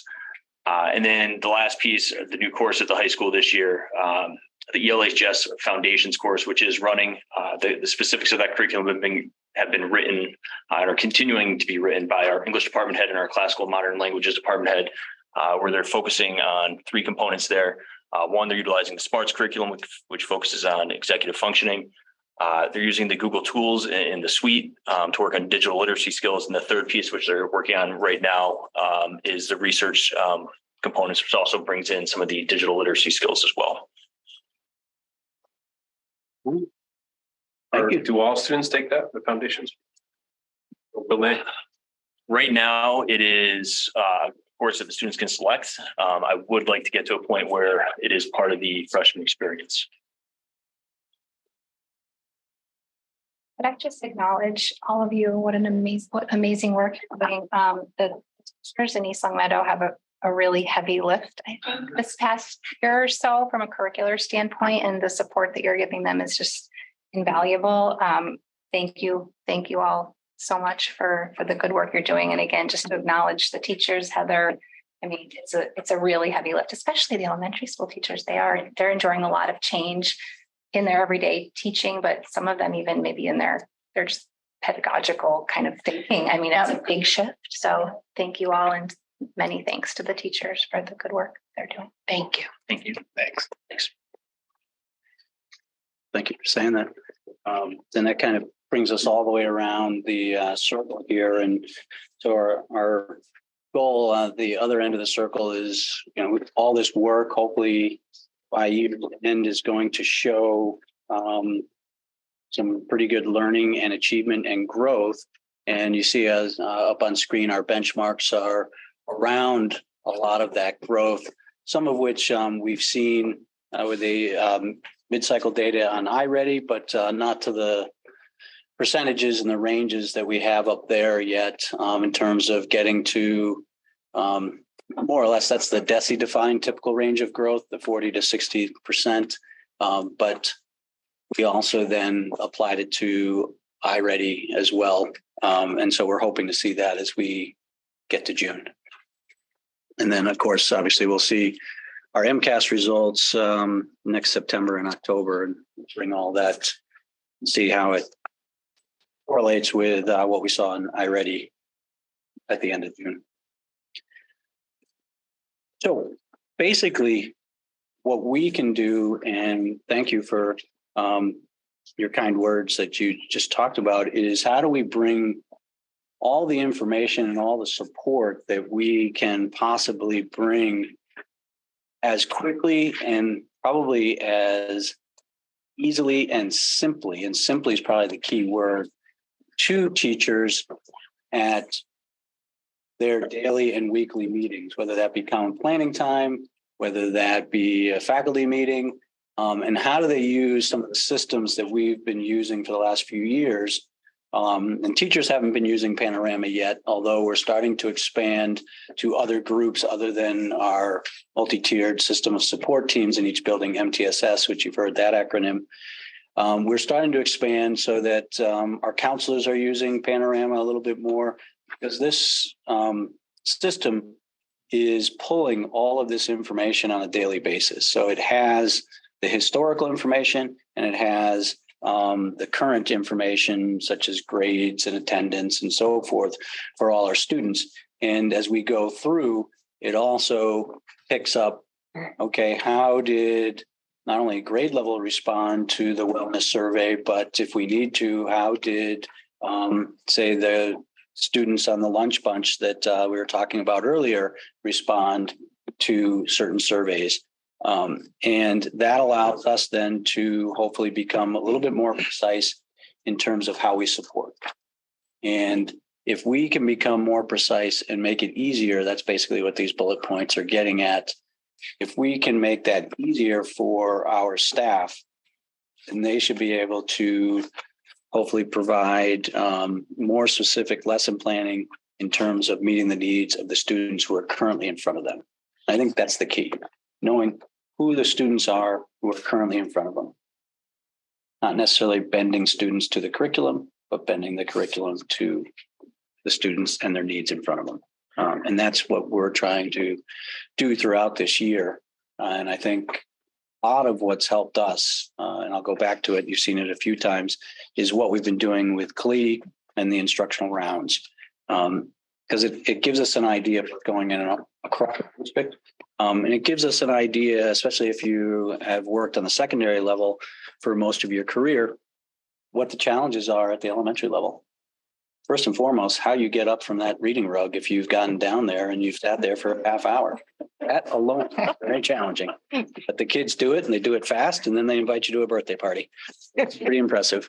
But that's basically what we've been trying to do this year. And we're hoping that the more we can provide information in a way that's useful, then they can use it to plan with grade level colleagues in common planning, or departmental colleagues at the secondary level to change anything that might need to be changed. And that's really what we're doing as we present at the mid-cycle. Are there things that we should be looking for as a district to change as we go forward in the spring? Is there information or data that's put into Panorama that creates some sort of privacy issue for specific students? And if so, are there guardrails up? Yeah, so every platform that we use, we have a signed data privacy agreement. And there are programs out there, for example, like Epic Books, that we don't support any longer because they haven't signed that agreement. So yeah, everything's protected, and we're not going to ever use any kind of platform that doesn't sign that agreement. So. And I'm thinking specifically even for staff having access to specific information that's put into Panorama. So super sensitive information like that is not in there. It's not in there. Yeah. It's like the basic demographics, your grades, your iReady score, things that a teacher would need. Okay. Yeah. And do all teachers have access to all students? Not currently. Their students. Their own students? Yes. That year? Yes. Okay. And we're not even to the point where they're utilizing it yet. No. Right now, it's very much a slow rollout in terms of developing the skill set, using the information in a way that's useful and can have some impact. And then how do we continue to roll it out? With everything else, we didn't want to, say, hey, and then there's this other new tool. But just to speak to that, I think, the change, sometimes we get away from the why, but everything that we're doing is really to make sure that all of our kids get what they need every day to thrive. And beyond the SEL, the curriculum that we're doing is making sure that all kids are getting grade level content. Sometimes, for no reason that is nefarious, but the kids are sometimes not getting that grade level content with some curriculum, and that means they're never going to catch up to their peers. So what we really tried to do as a curriculum, and when we're choosing these, is making sure that not only are they rigorous grade level, high quality materials, but that also provide a lot of entry points so that kids can access it regardless of any kind of barrier that they might have. So for example, we have foundations so that kids are learning those skills to decode. If there is a child, for whatever reason, is not decoding at grade level, they can still access the Wit and Wisdom, which is designed to get them the background knowledge, the content, the vocabulary that's going to help them to comprehend. We can give it to them. We have a program called Learning Ally, so they can listen to it. So it's really just making sure that we're really setting the bar high for all kids, but we're also making sure that the scaffolding's there for them to access that. And the CPT time is kind of an opportunity for teachers to use each other to do this heavy lift, right? So they don't feel like they're on their own. But the vertical alignment is also so that when I'm a third grade teacher, I know what second grade skills those kiddos should be coming up with, right? So it also levels the playing ground just horizontally and vertically. And I just wanted to say that because sometimes change is so hard, that's kind of like the why gets kind of swept under the carpet, but that's really why. I mean, it's really about the kids and making sure the kids are getting what they need to thrive. I'll get off my soapbox and to the elementary schools. And I think good. Normally I would say evening. Good afternoon. I don't know if it's still afternoon. Which I really think is great. I think a change that I like. Yeah. Thank you, school committee, for holding it a little bit earlier. So much of what I'm here to talk about, we've been talking about all night, but all three elementary schools are utilizing that CPT time to really dive in and understand Wit and Wisdom and how to best, not just, understand it, but make it come to life, because a curriculum that exists only on paper is worthless. And it's, the strength of our teachers and the expectations that we have of them isn't just to read what was on the page, but to instill it with that magic that we have come to expect of East Longmeadow, and then finding that right balance. So much of the time is spent doing that. which is it's a great challenge for the teachers, but it's yielding its results.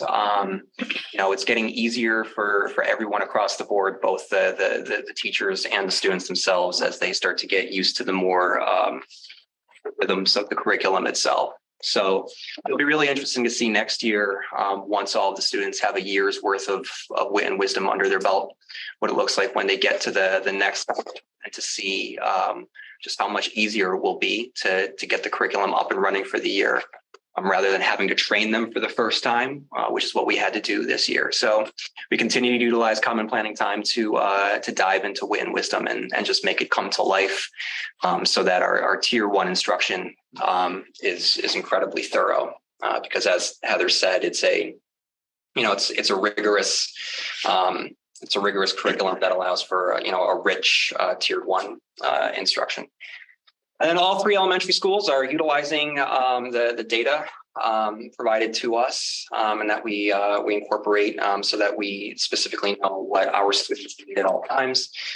So for Mountain View, 18 students have been provided reading intervention. 14 students have been provided math intervention throughout the year. At the Shade, 26 students have received reading intervention. 7 math interventions have occurred for students, or 7 students have received math intervention. But so much of what happens, I can speak to Maple Shade, really occurs, in the moment. What students need, they're able to receive in the moment through small groups, and just, from an elementary standpoint, our teachers really know on a fundamental level what our students just really need. So there's a lot of hard work occurring at making sure that, if there is any sort of gap, our teachers know what those gaps are and are working very, very diligently to close them. At Meadowbrook, 69 students have received reading intervention, and 86 students have received math intervention. And then just to piggyback on that, the new literacy curriculum, we've done a lot of work as a reading intervention team elementary wide, and we're actually now looping in the middle school so that we kind of have a smooth understanding of where kids are going, and also how we can support the tier 1 instruction. And so when we know what's going on in tier 1, because it's consistent, it's much easier for the reading interventionists to then plan based on that. So there's a lot of connection that's been working. They've been working really hard to make that happen. And the same thing will happen with math intervention next year when we roll out IM. Okay, so for connecting to data at the middle school, first thing we're working on is attendance. So in February, we did our second round of attendance letters.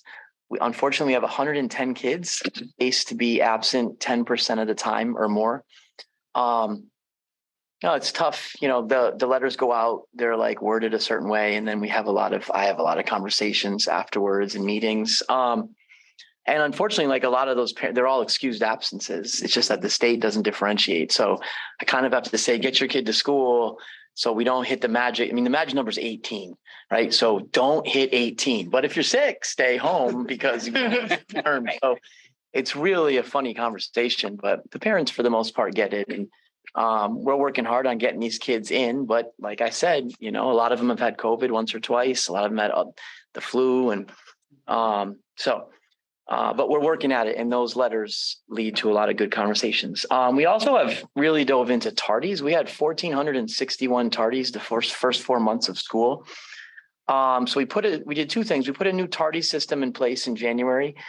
We put our student intervention coordinator. She runs the whole thing, reaches out to families, gives detentions, sort of makes it more meaningful.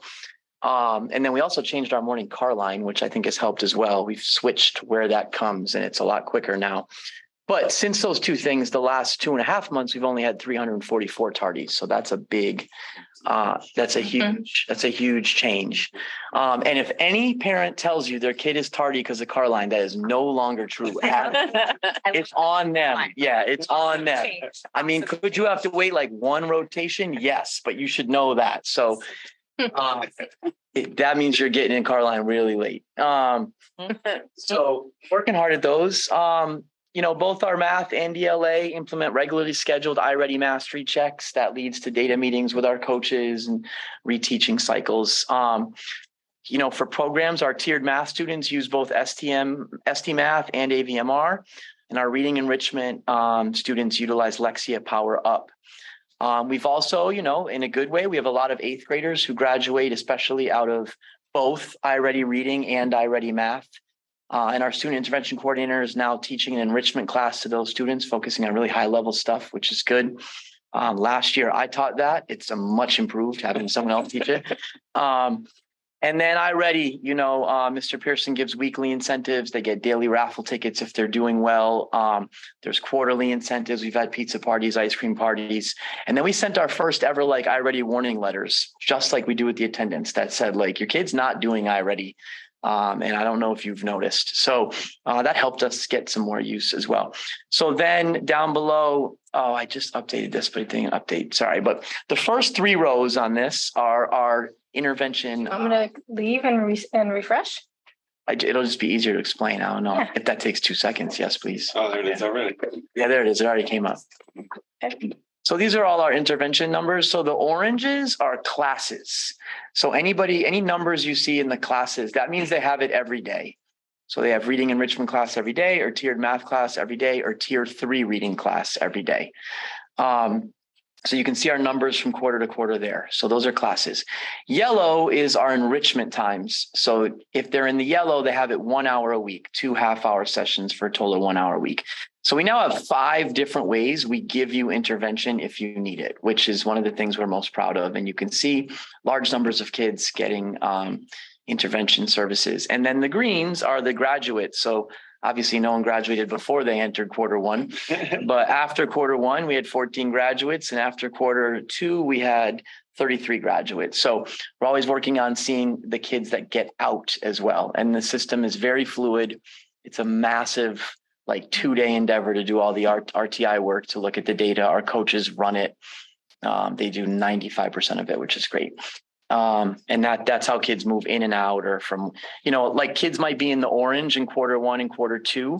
Then we realize they could have a regular special now, but they can't completely disappear from extra. So they go to the yellow and they pick up their reading help and reading enrichment, which is less time. So it's a pretty cool system. And you can see we're getting a lot of kids extra help, which is good. You almost have tier 1, 2, 3, and 4. Yeah. Thank you. To the high school. So just talk a little bit about continuous achievement at the high school level. The action step that I highlighted here was one that connected to our MCAS related courses. So obviously with our science and our English courses, we have processes that have been in place for the last couple of years. Our ELA has been using Common Lit to collect some of that information.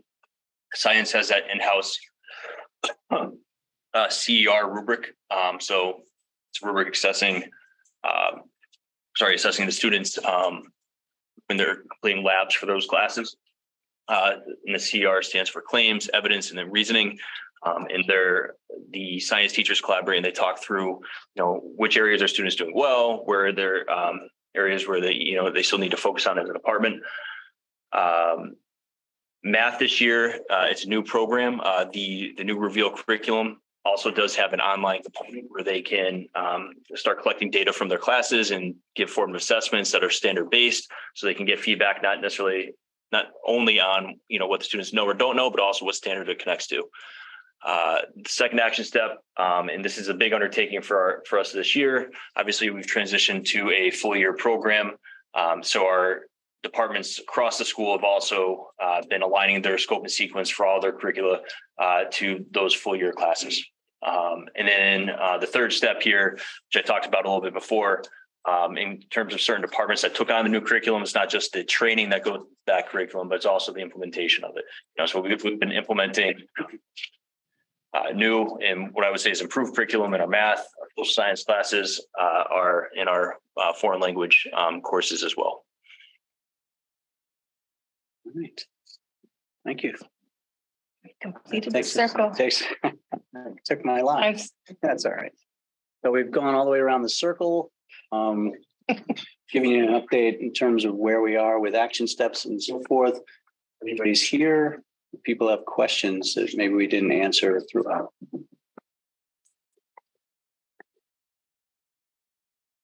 Appreciate that. Yes, Joe, I know it hasn't been easy. Especially with this. I know, difficult, right? Are we finding that adding all this new curriculum creates the need for more intervention? Is that a causal and effect?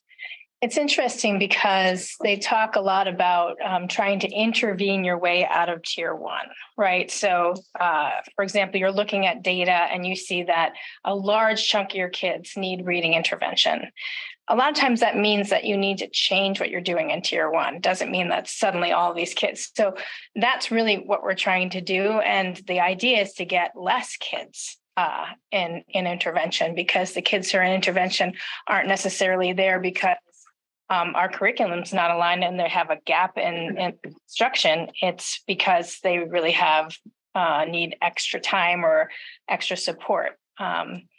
I do want to say, though, that I think one of the reasons why it's scary to take risks is people are afraid of dips, data and things like that. And just knowing that it is a process. And so the idea is that we're going to get there, but it might be a little bit of a bumpy road as we, are implementing new things, and it's, new and difficult for teachers. But the end goal is that we have more and more kids in the green, and less kids who need that extra support.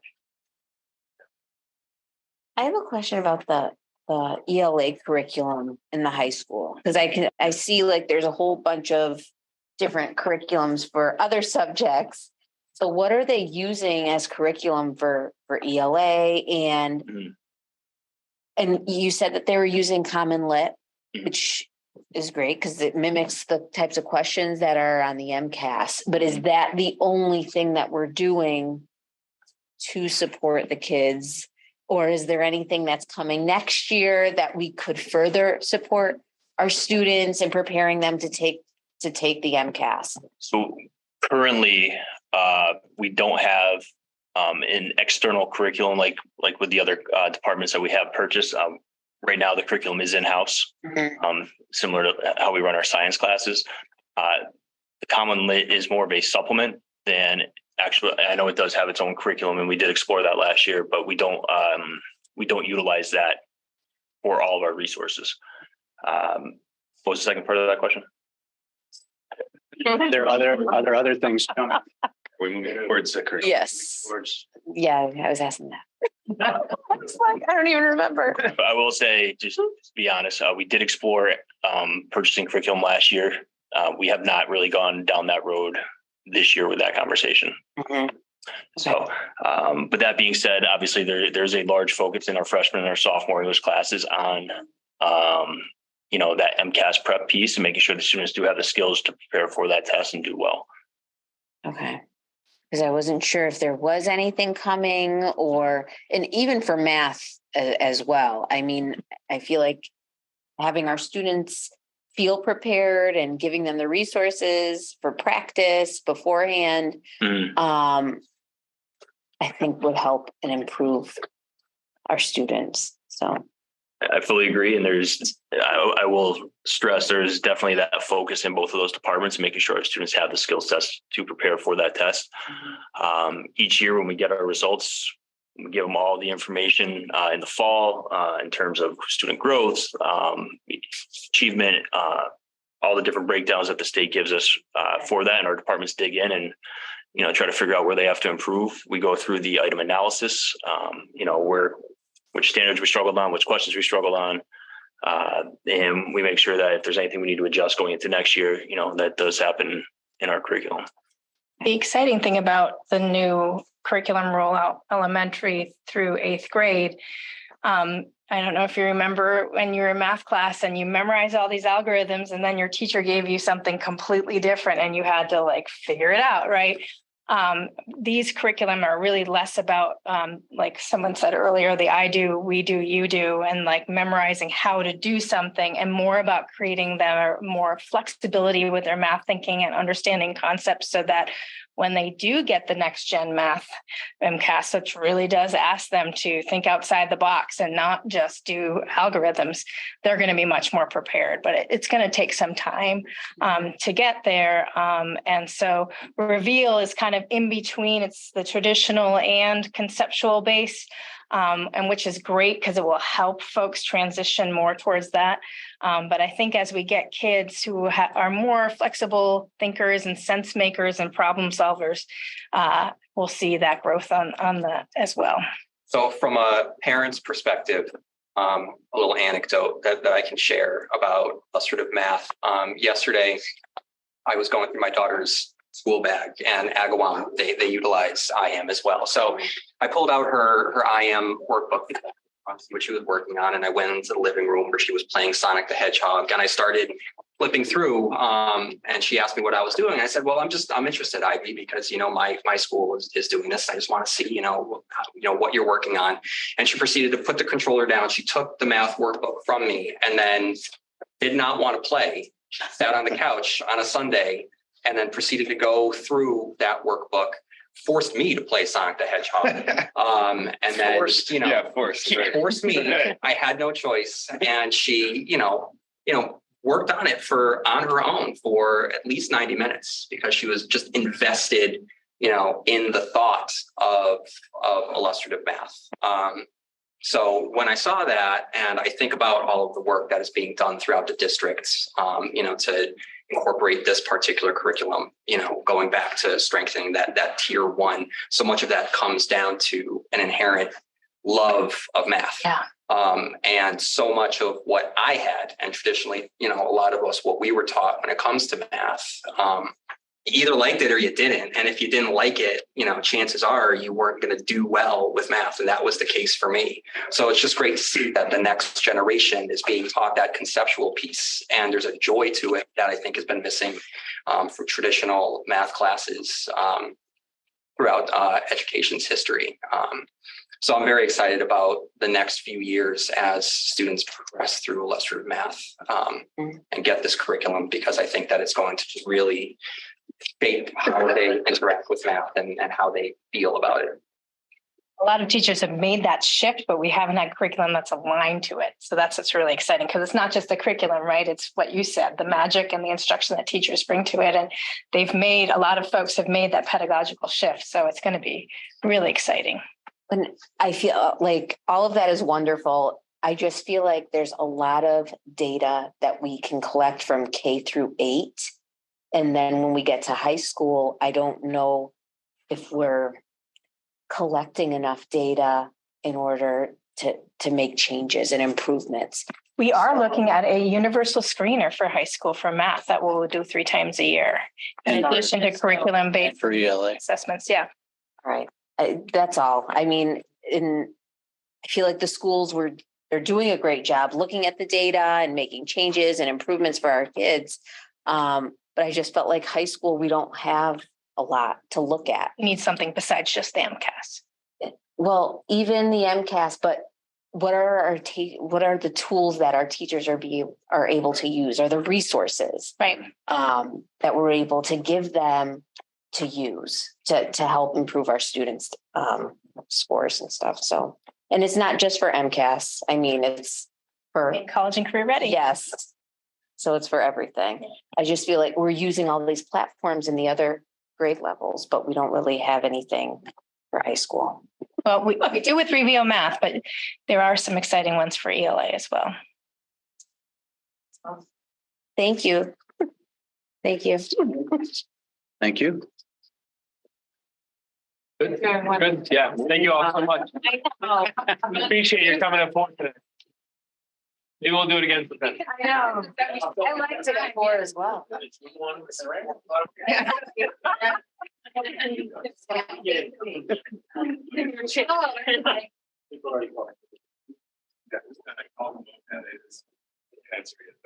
Oh, did they? Wilbraham did something? No, it's not do something. No. He was putting out a call saying he's going to make a decision in the morning. Good, I like that. Here it is.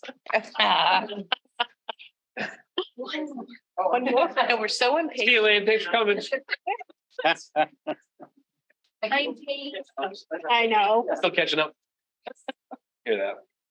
Back in the olden days, we waited. Thank you. Yeah, good night. Okay, we're gonna move forward. Decision. We have procedurally, we need to submit a budget request for the school committee, which many of you know, you all know that is separate from the school department budget. Basically, that encompasses our stipends. There is currently a committee set up by the town council with the president of the town council for our review of Good night. Compensation for multi-member boards. I would suggest that we allow them to finish and complete their work and just if they come with different recommendations for the council and the financial oversight committee, certainly would look to support those. But as of now, if we just submit the level of services as we have prior, or some years we have, other years we've had for requests, but in efforts to let them do their work, just to submit the same stipend request as we currently receive. Does that make sense? Instead of asking for a change, we'll let them do their work and then they can come back with recommendations for the change. All right. So with that, I would entertain a motion. Do you have a dollar amount, Pam, for the total? 8,500 is. 8,500 is Total budget. total. And is there 399 the right? 399 is. That's the department. Yep. So That's for the school committee stipend. a motion for Department 399 to be submitted with a request of $8,500. I'm gonna say so moved. Motion made by Beth. Did you get that, Sam? Yep. Great, thank you. Second by Second. Antonella. Discussion. All in favor, say aye. Aye. Aye. Those opposed, nay. Okay, so we'll submit Thank you. that, and then we'll, like I said, we'll look for recommendations from that committee and let that board do their work. Cool. We have an update on East Long Meadow feasibility study and the school building project. So we have a big public forum coming up this week on Thursday at 6 o'clock at the high school right here in the cafeteria. 5:30, Mr. Page and possibly some other administrators and or teachers from the high school will be giving a tour. That will be roughly a half hour and then drop you off at the cafeteria. So that's for anybody who would be interested in taking a look at the high school as it currently exists. Is the tour at 6 or 5:30? The tour is at 5:30. You'll know that when you send the message. Yes. Okay. Yeah, and I will send a message, probably not tonight because that will be confused with another message. I did. So I will send a message hopefully tomorrow night when we clear any hopes of weather situation. So March 16th, that's a big public forum night. We'll give an idea of where we are as a building committee, where we hope to go over the next few months. We're going from the preferred schematic report into schematic design. As this committee knows, and hopefully the public who comes out on Thursday will know, we've narrowed to construction and one particular option that had been presented over the course of the late summer into early fall, and then into even early winter. And we're staying now with that option and really starting to develop what the floor plan looks like, what the layout of the grounds will look like, and get into much more specific designs and drawings so that then the budget can be determined, because that will have to be determined within the next few months.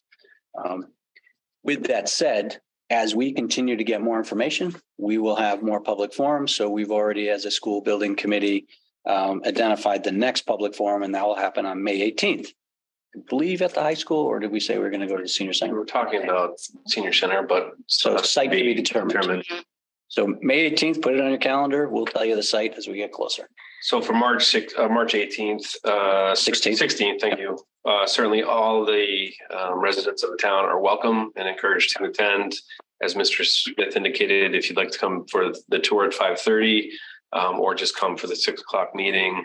The architects or engineers will be there for discussion. The school building committee will be there as well. At a recent meeting, the committee did proceed with including the 3 departments that have been under question, LCAT, IT, and the administrative offices in the new design.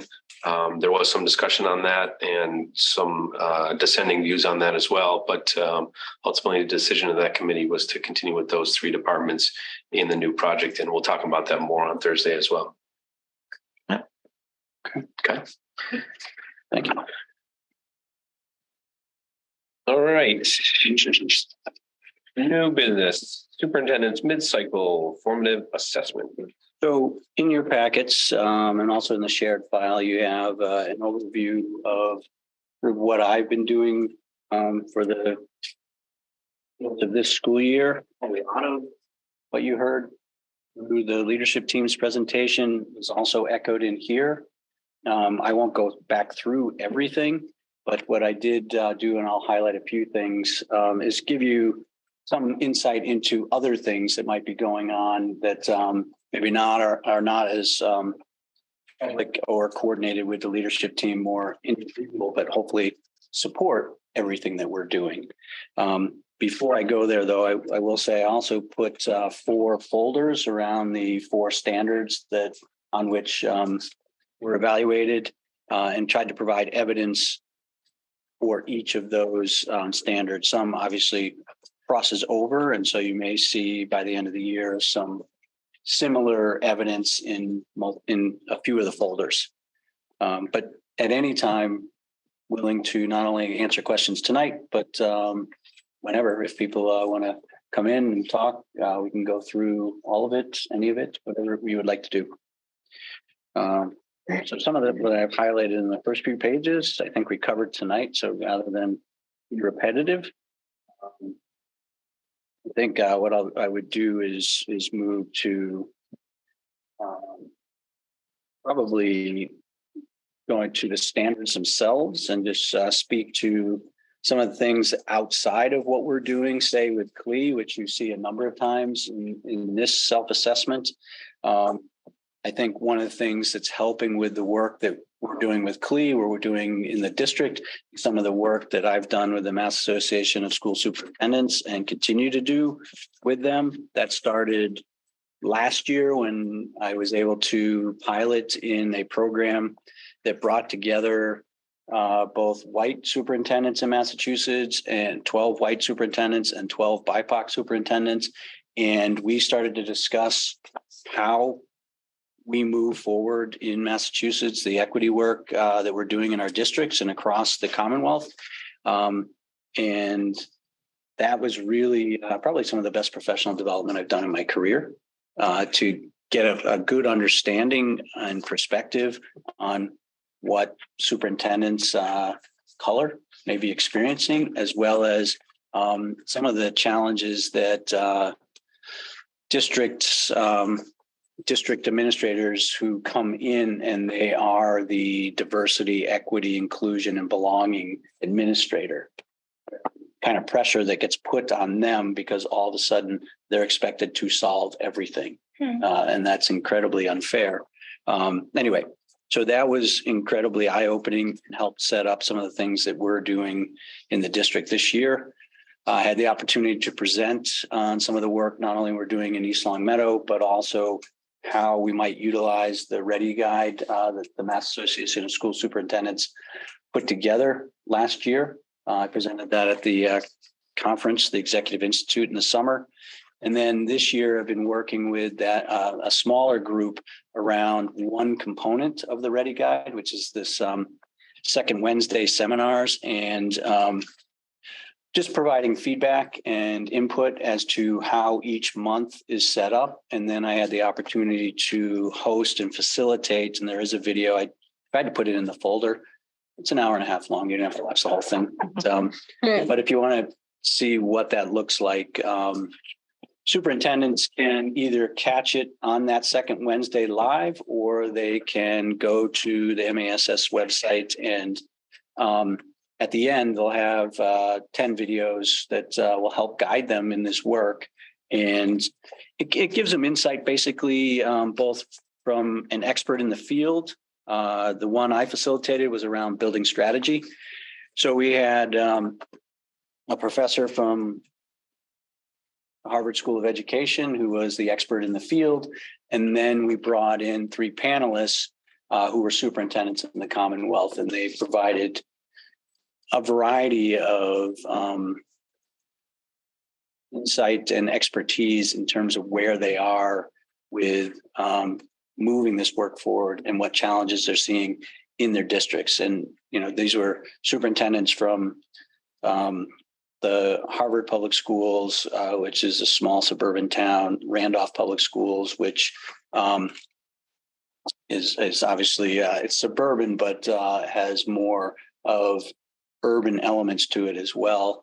And so it's just interesting to see where they are in moving this work forward and recognizing that it's challenging work and you may at times fail. And then you have to figure out, okay, what's the next step forward? And so that's just good for all of us. Anyway, that's been some of the work that I think has helped with some of the work we're doing with PLE. So I'm utilizing that, and I'm continuing to do that work with MASS. Moving to management and operations, probably the biggest lift that we didn't talk about the background of all of what we're doing is that we're moving from one student information system this year to another student information system next year. And that means that every record, 2,544 student records, all the information that we talk about, contact information and so forth, gets moved into the student information system. It should make some of the things that we've talked about in terms of communication and ease of teachers getting information that they need around the students they have easier. The big transitional piece is getting people trained, getting schedules this year built in almost 2 systems, and making sure that before August, we're in a position to be ready to roll. These next few weeks will be really pivotal because we're training up to 14 individuals from the different buildings to be Power School trainers. And they will help bring their colleagues starting in August, going through the fall, hopefully up to speed as to what they need to know immediately, and then be there to support as we go through the fall next year. So far, it's gone decently, but not without a little bit of stress. So that's probably the biggest thing. There are other elements there that I could certainly highlight for you. I think many of you know the MSBA work, sort of what that involves. The school building committee alone has met 10 times, but then you have the in-between meetings and planning, and that's roughly 25 times this fall, as well as, prep and writing that you may have to do for the MSBA itself. With that said, we have a big meeting on Wednesday with them. Moving to family and community engagement, just to highlight a few things. The feasibility study has allowed us to get in front of a larger group this year a few different times. So that's been very helpful. Some of the other things that we're doing is something new in terms of at least my career, working with an Earth Day planning group in town. So it's bringing together a few different departments, school department being one, but the health department, library, DPW. I know I'm going to miss one, so I don't want to go on and miss one. So a few departments that will be coming together and working with parents in the community to organize an Earth Day cleanup that's gone on for a number of years. And how do we bring more attention to it, bring more support to it, and bring hopefully more participants to it. So we have our art teachers and classes here participating, doing some Earth Day pieces.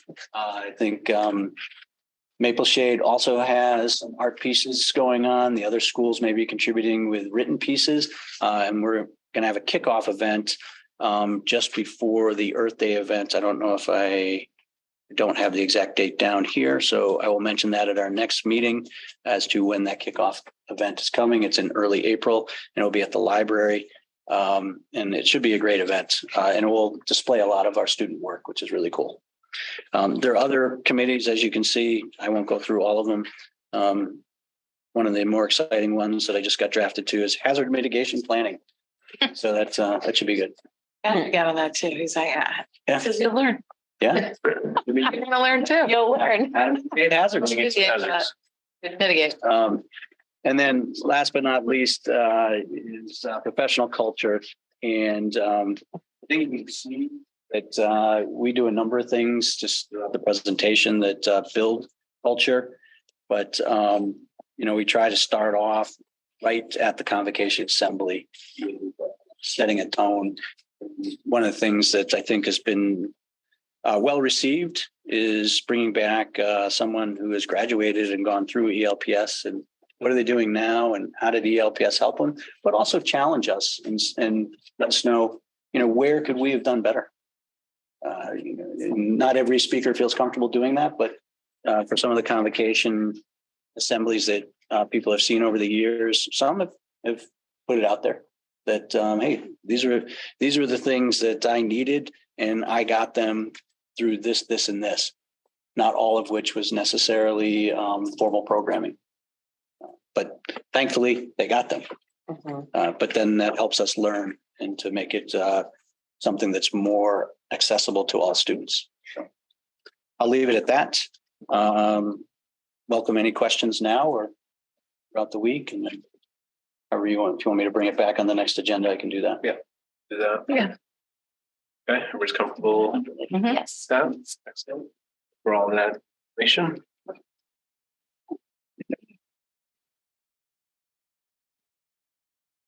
Now it's once, twice, gone.